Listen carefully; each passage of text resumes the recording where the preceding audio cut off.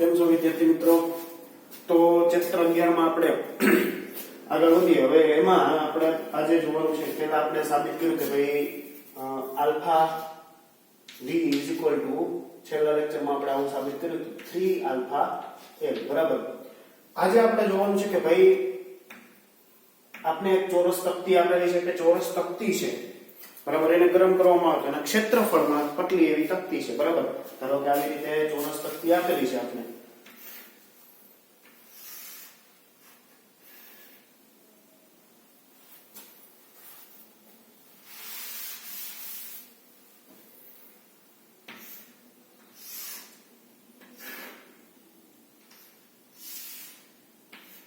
આવી રીતે ચોરસ તક્તી આપેલી છે. હવે આને ગરમ કરતા શું થાય છે તો કે એના ક્ષેત્રફળમાં શું થતું હશે? વધારો થતો હશે. તો આપણે એવું કહેવાનું છે કે સાબિત એવું કરવાનું છે કે ભાઈ આનો પૃષ્ઠ પ્રસરણાંક જે છે બરાબર, એના ક્ષેત્રફળમાં શું થાય?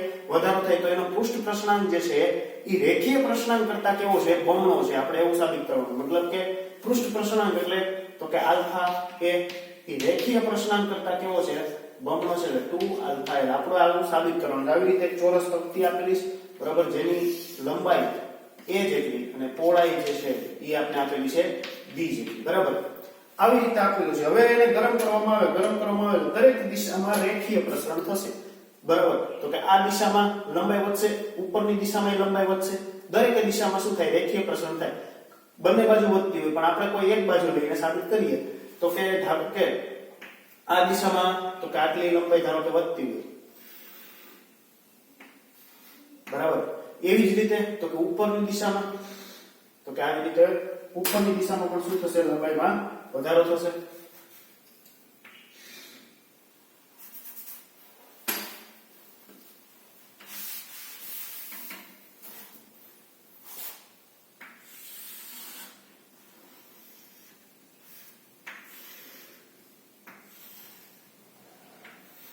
બરાબર. તો કે જેમ આ તરફ થયું છે એમ ઉપરની તરફ પણ થશે. તો હવે તો કે જો આ લંબાઈમાં વધારો થાય છે તો કે અહીંયા આ a, તો આ કેટલો વધારો થયો છે? તો કે ભાઈ ડેલ્ટા a જેટલો વધારો થયો છે લંબાઈમાં. એવી જ રીતે ઉપરની તરફ તો કે આ કેટલો વધારો થયો છે? તો કે ભાઈ ડેલ્ટા b જેટલો. રેડી. તો હવે અહીંયા તો કે અહીંયા આ કેટલો છે? તો કે આ જે છે એ ડેલ્ટા a જેટલો અને આ જે છે એ ડેલ્ટા b જેટલો બરાબર. તો આવી રીતે લંબાઈમાં વધારો થયો છે ગરમ કરતા બરાબર. તો હવે આપણે જોઈએ કે ભાઈ આનું મૂળ ક્ષેત્રફળ એટલે તો કે ધારો કે પહેલા જ્યારે તક્તી હતી બરાબર ત્યારે એનું મૂળ ક્ષેત્રફળ કેટલું હતું? તો કે a લઈએ તો કે a બરાબર શું થાય? તો કે a b લંબાઈ ગુણ્યા પહોળાઈ બરાબર. ક્ષેત્રફળ જે મૂળ તક્તી હતી બરાબર છે, આ મૂળ તક્તી આટલી હતી કે જેની પ્રારંભિક ક્ષેત્રફળ કેટલું હતું? a, એટલે કે a b. અથવા તો લખવું હોય તો આમ લખીએ કે ભાઈ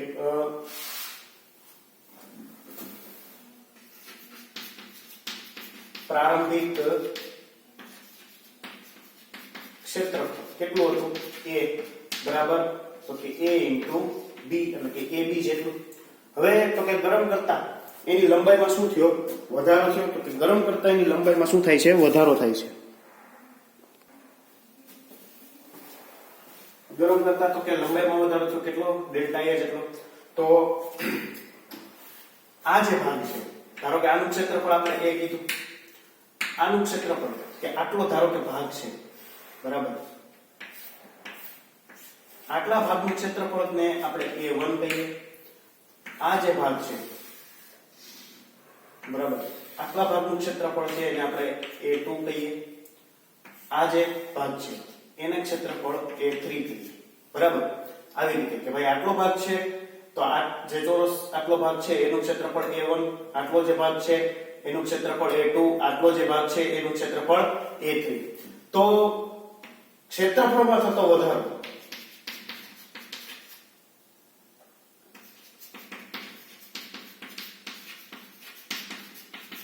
એટલે કે delta a.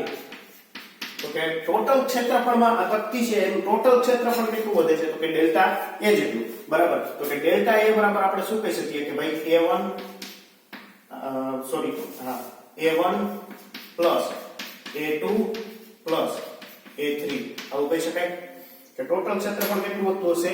a1 + a2 + a3. તો જો a1 બરાબર તો અહીંયા લખીએ કે ભાઈ a1 બરાબર શું લખી શકાય કે આટલી લંબાઈ કેટલી છે ડેલ્ટા a, આ લંબાઈ b જેટલી, તો આમ લખી શકું કે એનું ક્ષેત્રફળ ડેલ્ટા a ઇન્ટુ b, પછી a2, આ a2, તો એની લંબાઈ ખાલી આટલા ભાગની જ વાત કરીએ છીએ બરાબર, તો કે આ લંબાઈ a જેટલી, આ પહોળાઈ તો કે ડેલ્ટા b, તો આમ લખી શકીએ કે delta b into a. a3 ક્ષેત્રફળની વાત કરીએ કે ખાલી કેટલો ભાગ, તો કે a3 ક્ષેત્રફળ એટલે કે આટલો જ ભાગ બરાબર, તો આ લંબાઈ કેટલી છે તો કે ડેલ્ટા a જેટલી, આ લંબાઈ ડેલ્ટા a, તો અહીંયા લખી શકીએ કે ડેલ્ટા a, આ લંબાઈ ડેલ્ટા b જેટલી, તો અહીંયા delta a into delta b. ક્ષેત્રફળ એટલે કે લંબાઈ ગુણ્યા પહોળાઈ, કે આટલી લંબાઈ ડેલ્ટા a, આ પહોળાઈ ડેલ્ટા b બરાબર. ઈ કિંમત આપણે અહીંયા મૂકીએ તો કે a1, તો આપણી પાસે શું છે a1 બરાબર તો કે delta a into b plus a2 તો કે delta b into a plus a3 તો કે delta a into delta b. Ready, આવી રીતે લખી શકીએ. તો હવે જોઈએ કે ડેલ્ટા a કીધું એમ કે ભાઈ દરેક દિશામાં રેખીય પ્રસરણ થાય છે, તો કે આ ડેલ્ટા a, તો આ દિશામાં આ ડેલ્ટા a શું બતાવે છે કે આ દિશામાં રેખીય પ્રસરણ, તો ડેલ્ટા a બરાબર મારે લખવું હોય તો આપણે ખબર છે કે રેખીય પ્રસરણનું સૂત્ર આપણી પાસે છે કે રેખીય પ્રસરણનું સૂત્ર આપણી પાસે શું છે કે delta l is equal to alpha l l delta t.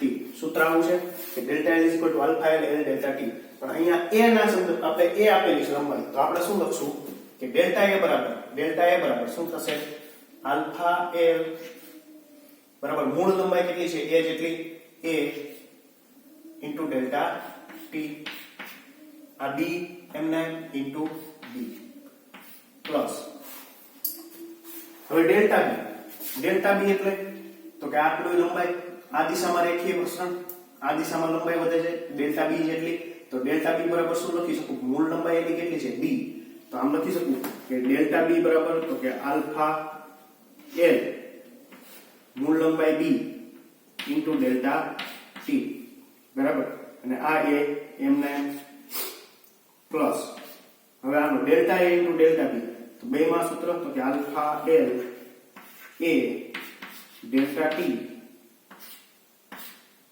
કૌંસમાં આ ડેલ્ટા b માટે તો કે alpha l b into delta t આમ લખાય બરાબર. તો હવે અહીંયા જોઈએ કે ભાઈ આ ડેલ્ટા એટલે તો કે ટોટલ ક્ષેત્રફળમાં થતો વધારો, તો ટોટલ ક્ષેત્રફળમાં થતો વધારો હોય બરાબર કે આ તકતી છે એના ટોટલ ક્ષેત્રફળમાં થતો વધારો આપણે શું લખી શકીએ, સૂત્ર શું છે આપણી પાસે તો કે આલ્ફા a મૂળ ક્ષેત્રફળ કેટલું તો પ્રારંભિક ક્ષેત્રફળ a જેટલું a ઇન્ટુ તો કે ડેલ્ટા t જેટલો ધારો કે તાપમાનમાં વધારો થાય છે, તો અહીંયા બધી એકલી ડેલ્ટા t કોમન નીકળે, તો ડેલ્ટા t કોમન નીકળે, ડેલ્ટા t શું થઈ જાય બાદ થઈ ડેલ્ટા t કેન્સલ થઈ જાય, અહીંયા ડેલ્ટા t કોમન, અહીંથી ડેલ્ટા t કોમન, આ બંનેમાં ડેલ્ટા t નો સ્ક્વેર થાય ગુણાકાર થાય, ધારો કે પહેલા આપણે સાદુરૂપ આપી દઈએ કે alpha l a into b, આ alpha l a into b, હવે a ઇન્ટુ b આપણા પાસે શું છે ક્ષેત્રફળ a છે, તો આમ લખી શકું કે alpha l a into delta t plus અહીંયા આલ્ફા l b a, અહીંયા a b એટલે આપણા માટે a b બરાબર શું છે 1, તો અહીંયા લખી શકું કે આલ્ફા l a ક્ષેત્રફળ છે a into b small a into small b બરાબર શું છે મૂળ ક્ષેત્રફળ into delta t plus alpha l નો square a into b a delta t નો સ્ક્વેર. રેડી, તો હવે જોઈએ અહીંયા આપણી પાસે શું છે આલ્ફા a ડેલ્ટા t એમ નામ રાખીએ અત્યારે, તો કે alpha a delta t is equal to alpha l common નીકળે, તો અહીંયા કાઢીએ આપણે alpha l common,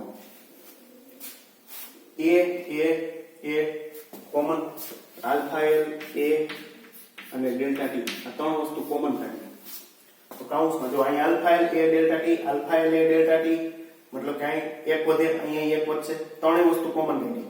alpha L અહીંયા છે, અહીંયા છે, અહીંયા છે. એ અહીંયા છે, ડેલ્ટા ટી અહીંયા, અહીંયા, અહીંયા.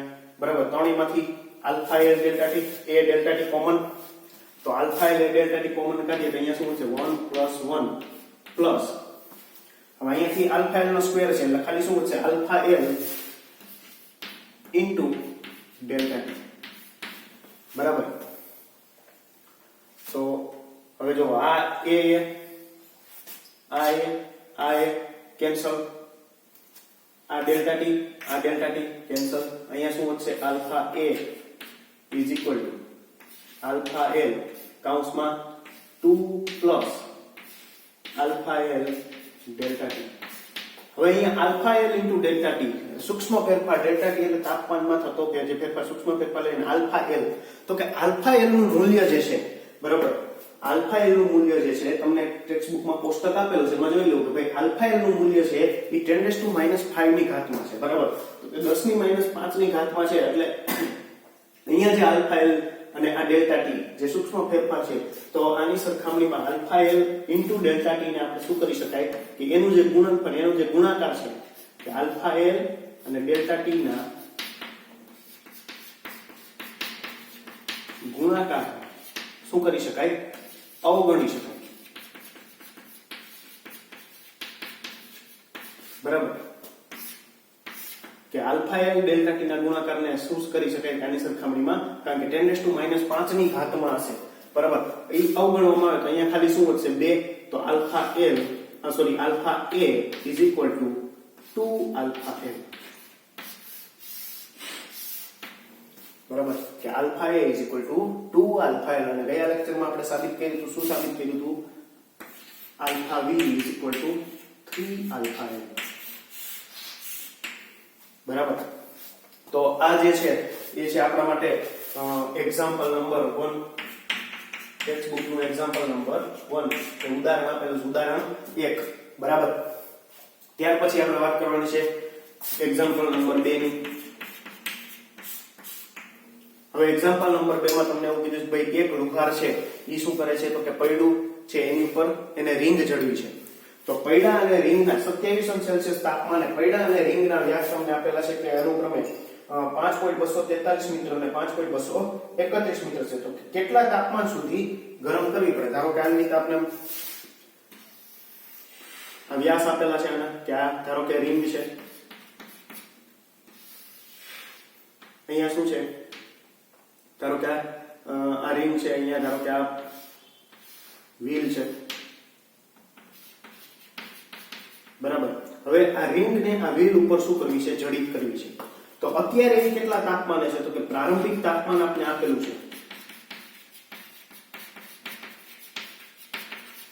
કેટલું છે તો કે T1. આપણે પ્રારંભિક તાપમાન T1 કહીએ, T1 છે 27°C. બરાબર, કેલ્વિન માં ફેરવો તો પ્લસ શું થાય 273, કારણ કે આપણે કેલ્વિન માં લેવાનું થશે 273, 27 + 273 એટલે તો કે 300 કેલ્વિન. રેડી. હવે આ રિંગના અને વ્હીલ આ બંનેના વ્યાસ આપણે આપેલા છે. બરાબર, કે રિંગનો વ્યાસ 5.243 અને પૈડાનો વ્યાસ 5.243 અને રિંગનો વ્યાસ 5.231 મીટર છે. બરાબર, શું આપણે આપેલું છે કે ભાઈ રિંગનો વ્યાસ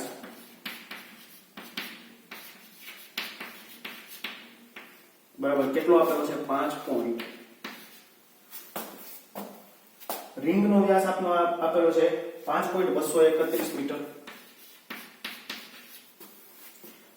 અને પૈડાનો વ્યાસ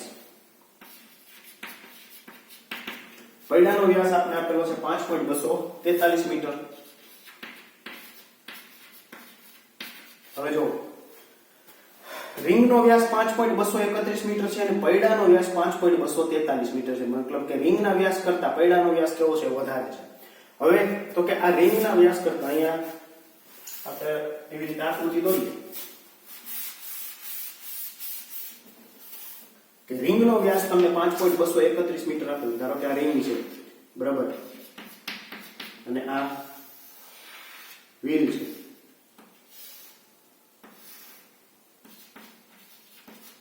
હવે આ રિંગ ને આ વ્હીલ ઉપર બેસાડો તો આ શું કરશે લુહાર કે આને ગરમ કરશે ક્યાં સુધી ગરમ કરશે એને ગરમ કરશે તાપમાન આપશે ક્યાં સુધી તો કે આ વ્હીલના વ્યાસ જેટલું ન થાય ત્યાં સુધી વ્હીલના વ્યાસ જેટલી થઈ જાય એટલે એના ઉપર શું કરશે રિંગ બેસાડી દેશે પછી એને ઠંડી કરશે એટલે પાછી એની મૂળ સ્થિતિમાં આવી જાય એટલે રિંગ જે છે એ આ પૈડા ઉપર શું થઈ જાય ચોટી જાય બરાબર કે રિંગનો વ્યાસ નાનો છે પૈડાનો વ્યાસ મોટો છે રિંગને શું કરવું છે પૈડાના ઉપર ફિટ કરવી છે તો કે ફિટ કરવા શું કરશે તો કે રિંગને ગરમ કરશે એટલે રિંગને ગરમ કરશે બરાબર ધારો કે એમ કીધું કે અહીંયા લોખંડની રિંગ આપેલી લોખંડને ગરમ કરશે એટલે એની લંબાઈમાં શું થશે વધારો થશે એટલે એ શું કરશે તો કે અહીંયા વ્હીલ કેટલા ગરમ કરવાની કે એનો વ્યાસ કેનો જેટલો થાય પૈડાના વ્યાસ જેટલો થાય એટલે એ શું કરે અહીંયા કે ગરમ જે રિંગ છે એને બેસાડી દે પછી એને ઠંડી કરશે એટલે રિંગ પાછી પોતાની મૂળ સ્થિતિમાં કારણ કે ઠંડુ કરશે એટલે ઉષ્મા મુક્ત કરશે એટલે પાછું સંકોચન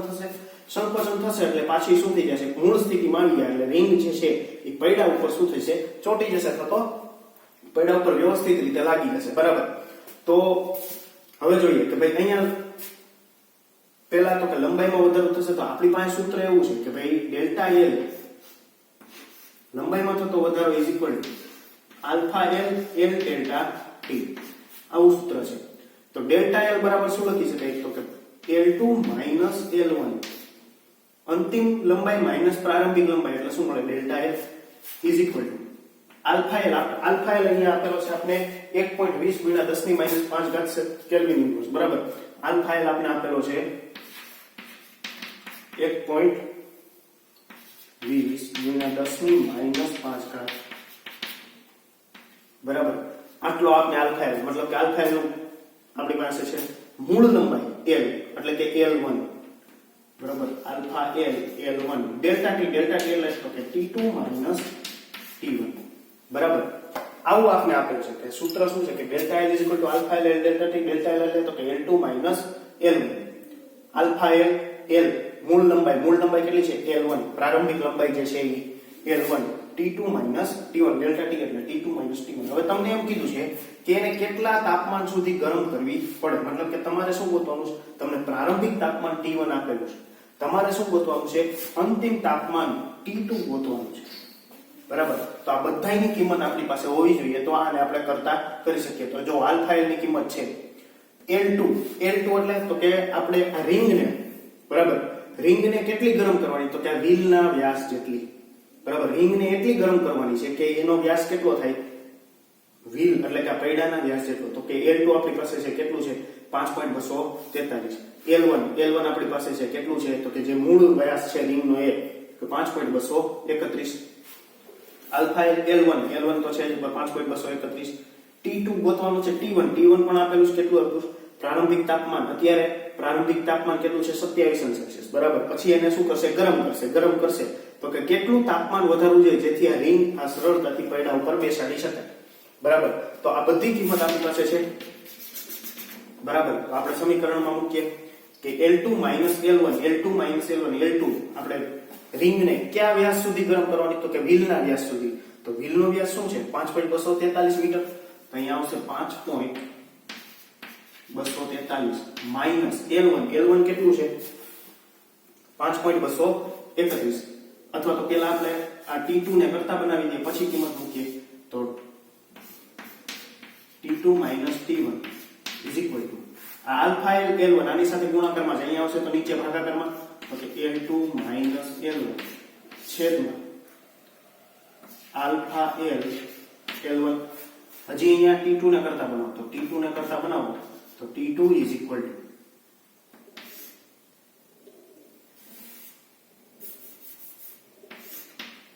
કે L2 L1 છેદમાં આલ્ફા L1 પ્લસ આ માઈનસ માં છે માઈનસ T1 છે આની સાથે જોડે તો ઓલી સાઈડ જાય તો પ્લસ T1 બરાબર તો હવે કિંમત મૂકીએ તો કે T2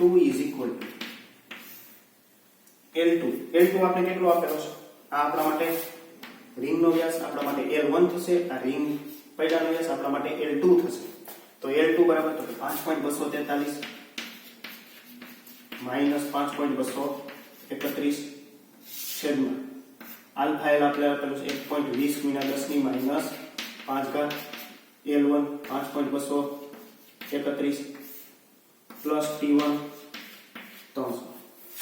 તો ગણતરી કરશે તો આપણે T2 કેટલો મળશે 218 કેલ્વિન. કેટલો મળશે T2 આપણે કેટલો મળશે 218 બરાબર. કેલ્વિનમાં આવશે, સેલ્સિયસમાં ફેરવશો તો શું થઈ જશે 218 સેલ્સિયસ બરાબર.